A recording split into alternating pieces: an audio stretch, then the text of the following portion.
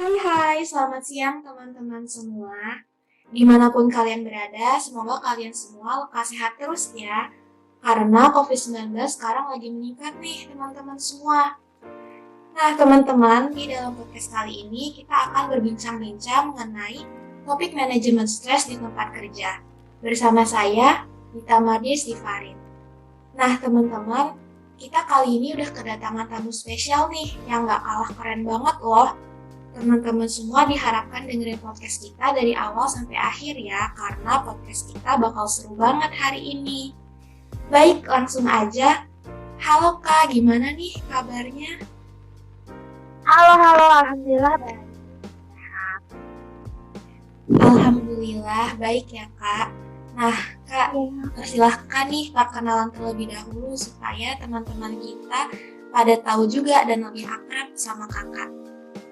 Oke, aku Tahlia dari alumni psikologi UNJ yang kelas berlulus kemarin. Udah gitu kali ya panggilannya Tahlia. Udah aja Kak. Oke, baik Kak Tahlia. Nah, teman-teman gimana nih sekarang? Udah pada kenal kan sama kakak satu ini? Oke, tanpa berlama-lama lagi, kita langsung aja yuk berbincang-bincang dengan Kak Tahlia. Baik Kak Tahlia, sekarang kan pandemi COVID-19 ini ya Kak. Nah, perusahaan kakak itu menerapkan kebijakan WFA atau WFO gitu nggak sih Kak? Oke, sebelumnya disclaimer dulu ya, aku bukan bekerja di sektor formal kayak korporasi dan segala macam. Jadi asisten aja di suatu sekolah gitu. Dan saat di tempat aku ya ada WFH, ada WFO. Jadi beberapa kali datang ke sekolahnya langsung buat data sama anak-anak observasi dan segala. Kalau misalnya yang bisa dikerjain di rumah kayak bikin laporan dan segala macam gitu. Jadi blended. Begitu ya Kak. Baik, jadi di tempat kakak itu ada WFH-nya, ada WFO-nya juga ya. Baik Kak, kita langsung aja kali ya Kak ke inti materi.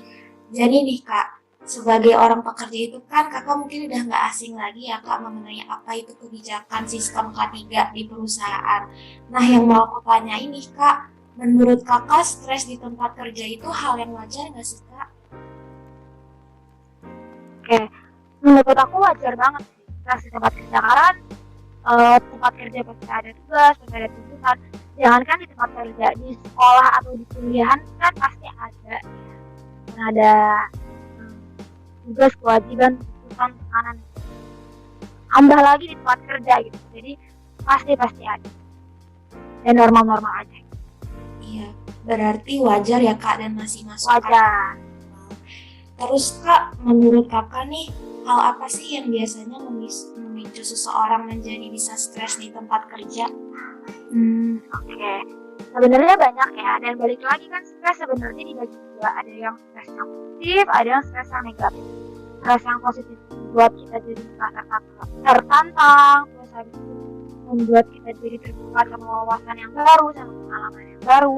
Sementara stres yang negatif bikin kita jadi nggak motivasi, jadi produktif, jadi namanya males ke tempat kerja atau males melakukan kegiatan dan segala macam. Nah, menurutku baik itu stres kerja yang positif atau negatif, tadi apa sih penyebabnya ya? Penyebabnya atau kenapa ya? Banyak banget, ada karena kanan atau tuntutan. Misalnya ada tugas yang harus diselesaikan dalam waktu yang singkat.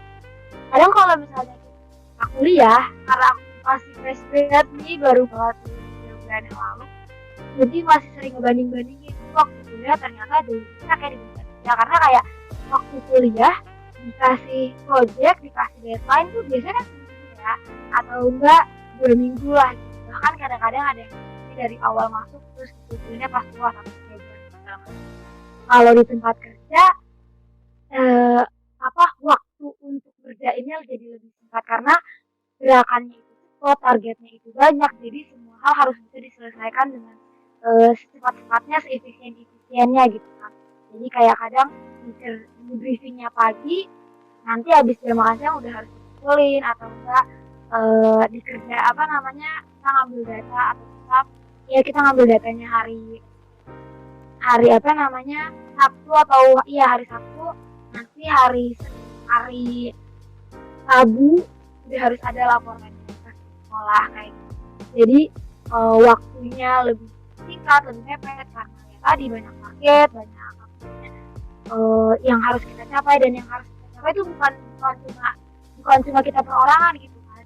Kita kan juga harus ikutin target dari tempat kerja gitu. Tempat kita kerja pengennya kayak gitu. Nah, ada banyak sekali kegiatan yang harus dikerjakan di tempat kerja itu gitu. Jadi segala sesuatunya harus dilakukan secara tepat. Terus habis itu belum lagi misalnya cara kerjanya mungkin yang beda dari kuliah kayak gimana, sekarang kayak gimana. Banyak banget hal-hal yang kayak saya gak pernah belajar ini kok tiba-tiba keluar kampus dan mungkin akhirnya belajar pas tempat kerja dan kemudian akhirnya belajar lagi, nambah pengalaman lagi. Kadang-kadang itu emang bikin pusing, tapi lebih seringnya malah jadi seneng karena tantangan baru, permasalahan baru, penyelesaian juga baru, solusi juga baru, gak pernah dipelajarin gitu. Jadi itu kayak salah satu plus dari tuntutan. Terus habis itu lingkungan mempengaruhi, karena kadang kita ketemu dengan yang A, B, C dan segala macam. Balik lagi kalau kuliah kita ngerjain sendiri atau misalnya kerja kelompok kan tinggal delegasi juga selesai gitu. Ya, lo ngerjain ini, siapa yang gabungin selesai gitu. Brainstormingnya nggak sampai yang ini nggak apa-apa, nggak masalah, walaupun itu juga nggak terlalu baik ya, cuma bagi-bagi tugas selesai. Tapi ya standarnya segitu nggak apa-apa lah ya. Tapi kalau di tempat kerja ketemu sama ternyata, terus habis itu cara kerjanya beda, terus habis itu kita untuk bisa lebih asertif komunikasinya, lebih bisa kerja sama orang, karena balik lagi perusahaan atau tempat kita kerja kan bukan kerjain sama orang doang, tapi banyak orang gitu. Kerja sama itu dibutuhin supaya semuanya sinergis, semuanya harmonis, kita kerjain sesuai sama yang tempat kerja kita mau, yang kita kerjain itu sesuai sama rekan kerja kita. Jadi kita nggak bisa yang kayak asik sendiri atau mikirin diri kita sendiri gitu. Jadi harus belajar lagi buat komunikasi asertif. Terus habis itu kadang-kadang kalau teman-teman aku cerita sih di perusahaan yang lain mungkin senggol-senggolan antar rekan kerja itu menyeramkan gitu ya, kayak ada yang pengen menjual sendiri lah, ada yang apalah, dan itu mungkin membuat kita bisa jadi lebih secure gitu, jadi ngerasa nggak aman. Alhamdulillahnya kalau pengalaman itu aku belum pernah ketemu sama persaingan rekan kerja yang ketat sampai senggol-senggolan dan segala macam.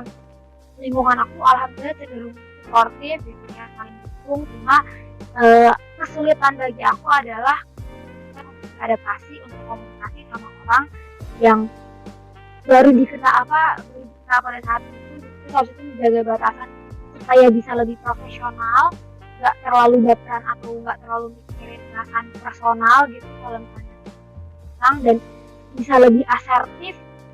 Itu cukup challenging dan cukup bikin ini gimana cara ngomongnya ya, cara komunikasinya ya, lebih tua dari kita, yang lebih tua dari kita dan segala macam, caranya gimana ya. Paling pemicu stres lainnya mungkin bisa jadi dari faktor-faktor eksternal lain, misalnya kayak jauh lokasinya atau fasilitasnya kurang memadai, jadi bikin kita nggak seneng di tempat kerja kalau misalnya fasilitasnya nggak memadai gitu kan, atau terlalu jauh kantornya, jadi susah buat kesana, capek di jalannya gitu, atau enggak gaji mungkin bisa jadi lah ya, atau kalau misalnya kita work underpaid, pasti walaupun itu faktor eksternal tapi sedikit banyak bisa mempengaruhi. kita jadi lebih stres gitu. Kalau misalnya kayak kerja udah banyak banget nih tapi gajinya cuma sekian gitu, rasanya mungkin kita ngerasanya nggak fair, tapi mau gimana lagi, itulah yang harus dikerjain gitu. Bisa jadi itu salah satu pemicu stres di dalam pekerjaan juga. Jadi ya menurut aku itulah ya pemicu-pemicunya kira-kira. Baik Kak, jadi nih teman-teman, seperti yang udah Kak Talia jelasin, banyak banget faktor-faktor yang bisa memicu stres. Dan seperti yang udah Kak Talia jelasin, ada stres yang mengarah positif dan ada stres yang mengarah negatif. Tapi balik lagi ke diri kita, bagaimana cara kita untuk mengatasi hal tersebut. Terus Kak, gimana sih Kak cara Kakak mengatasi stres di tempat kerja tersebut? Oke, caranya yang pertama pastinya nyari solusi dari sumber stres aku tadi. Misalnya stresnya karena takut hubung sama orang atau takut berkomunikasi sama orang atau masih takut bisa lebih asertif. Kayak aku memberikan keberanian diri aku sendiri untuk reach out orangnya, atau enggak cari rekan kerjaku yang mana yang enak buat diajak diskusi dan aku ajak diskusi dia, walaupun aku nggak bisa ngajak ngobrol sama orang lain atau aku nggak bisa ngajak ngobrol sama semua orang gitu, at least ada orang yang bisa aku ajak ngobrol, aku ajak diskusi orang itu, dan kemudian nanti dari situ kan jadi ngobrolin keberanian, jadi dari situ kan jadi tahu oh ternyata ide kita diterima atau enggak pertanyaan kita bisa dijawab sama rekan kerja kita yang mungkin lebih ngerti sama tugas yang diberikan dibandingkan kita gitu. Terus habis itu akhirnya beraniin diri untuk lebih asertif, lebih komunikatif, jadi kayak memberanikan diri lah ya. Terus habis itu kalau soal lifestyle dan segala macam, berusaha sebisa mungkin untuk ngerjain tugas right away setelah dikasih, biar kerjaannya nggak numpuk.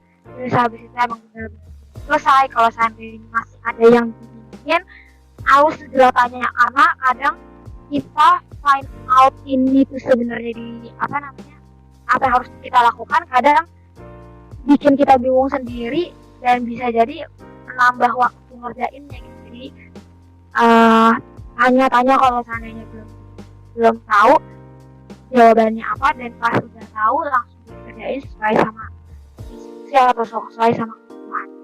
Dan di luar itu, untuk emang yang kayak pengen meredam stres di luar kerjaan, ya pastinya cari refreshing dengan cara masing-masing gitu ya. Refreshing aku ya main sama makan, nonton drama Korea gitu. Jadi kayak pasti harus nemuin sebuah cara lah ya untuk refreshing. Tapi refreshing itu nggak akan berguna kalau masalahnya itu nggak diselesain. Jadi yang pertama, cari dulu sumber masalahnya apa, cari solusinya apa, baru setelah itu pasti stresnya akan terpecahkan dengan sendirinya. Tapi kalau emang masih ada resistensi capeknya, resistensi sisa-sisa stresnya, itu wajar lah ya. Ya udah, harus itu refreshing aja. Pakai pakai waktu luang, pakai waktu libur buat ngelakuin kegiatan yang emang kita suka gitu. Baik Kak, jadi kayak gitu ya cara mengatasi stres ala Kak Tahlia. Jangan lupa nih teman-teman buat cari solusi dan cari waktu luang kapan untuk refreshing, dan cari waktu-waktu untuk teman-teman refreshingnya tuh kayak gimana, kayak gitu. Terus aku mau nanya lagi nih Kak, menurut Kakak sudah seberapa baik langkah-langkah yang dibuat di tempat Kakak kerja terhadap cara untuk mengatasi stres tersebut, stres di tempat kerja? Jika baik, alasannya kenapa? Kalau tidak juga kenapa ya Kak? Oke. Kalau stres kerja mungkin aku merasa cukup baik, karena aku nggak ngeliat divisi aku nggak ngeliat yang lain. Mungkin ya aku rasain aja kan, aku juga baru bekerja kan. dengan atasanku sendiri, aku merasa diperhatikan, aku merasa didengarkan, dan kita bisa memberitahukan kendala kita bisa memberitahukan apa yang kita rasakan dan kita pikirkan, itu membuat at least stres kita jadi berkurang. Belum lagi tempat aku bekerja juga pengen ada pengembangan yang membuat kita secara individu jadi bisa punya soft skill baru, punya skill yang baru, punya pengalaman yang baru, dan aku sangat berguna buat aku, dan mungkin aku bisa dipakai lagi if kita udah nggak kerja di tempat itu gitu kan. Jadi cukup baik lah ya dengan alasan yang demikian. Oke, baik Kak. Nah, terakhir nih, last but not least, menurut Kakak, mengapa begitu penting manajemen stres kerja? Oke, pentingnya adalah kalau stres, apalagi stres yang negatif, pasti stresnya itu akan memakan energi kita. Akhirnya kita nggak bisa ngapa-ngapain, akhirnya kerjaan kita juga turun, akhirnya kita juga lalai dalam target-target yang entah kita bikin sendiri atau yang perusahaan atau tempat kerja kita berikan kepada kita bisa aja jadi molor atau nggak tercapai, dan pastinya itu akan memberatkan kitanya sendiri secara individu, jadi merasa bersalah, atau kitanya sendiri jadi menurun kualitas kerjanya, dan juga pastinya berpengaruh sama tempat kerja gitu kan. Jadi manajemen stres berarti manajemen energi, manajemen bagaimana kita bisa memandang atau bagaimana kita bisa mengatur pekerjaan kita yang emang udah dari sananya nggak bisa dihindarin lagi tekanannya, tapi at least bisa diatur, bisa dikerjain supaya apapun itu optimal, apapun itu bisa dijalani secara baik, secara produktif. Itu sih sepenting itu, karena ya kalau udah stres terus abis itu sampai jangka panjang mungkin kita jadi benar-benar nggak keluar potensi kita. Tapi kalau misalnya stres itu dikelola dengan baik, kitanya bisa memaafkan diri kita sendiri kalau misalnya bikin kesalahan, terus kitanya juga bisa mengatasi sumber-sumber masalah yang bikin kita stres, kitanya juga mendapatkan perlakuan yang baik dari perusahaan kita, itu akan bikin kita enjoy, kita menikmati, kita happy menjalani segala macam tantangan, situasi dan kondisi di tempat kerja, dan simbiosis mutualisme antara tempat kerja dan karyawan itu bisa tercipta dengan baik. Menurut aku. Oke, baik. Berarti manajemen stres kerja ini sangat penting banget ya Kak. Betul sekali. Oke teman-teman, keren banget kan cerita dan pengalaman Kak Tahlia. Sangat luar biasa sekali ya informasi yang Kak Tahlia udah berikan. Terima kasih banyak Kak sudah mampir ke podcast kita pada hari ini. Sama-sama, senang bisa bersama teman-teman di podcast. Baik, makasih juga sama teman-teman semua yang udah setia mendengarkan podcast kita dari awal hingga akhir. Seru banget kan dengerin perbincangan kita dengan Kak Tahlia pada siang hari ini. Baik, sampai jumpa kembali di podcast-podcast kita selanjutnya ya, yang pastinya akan membahas hal-hal yang lebih menarik. Oke semua, terima kasih. Dadah, have a nice day.